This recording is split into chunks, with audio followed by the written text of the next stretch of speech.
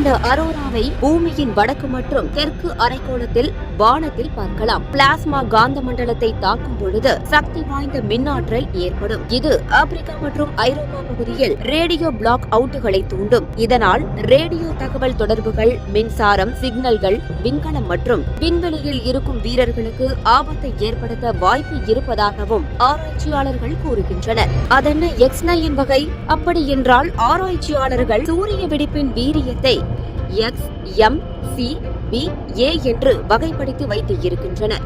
A வெடிப்பு ஒரு பொட்டு வடி போன்றது, அதனால் பாதிப்பு ஏதும் இருக்காது. B ஆனது A ஐ விட 10 மடங்கு அதிகம், C ஆனது B ஐ விட 10 மடங்கு வீரியமிக்கது. இப்படி ஆராய்ச்சியாளர்கள் அதன் வெடிப்பை பொறுத்து ABCMX என்று வகைப்படுத்தி இருக்கிறார்கள். இதில் X9 அளவானது 2017 ஆண்டுகளுக்கு பிறகு சூரியனில் தோன்றிய மிகப்பெரிய வெடிப்பாகும்.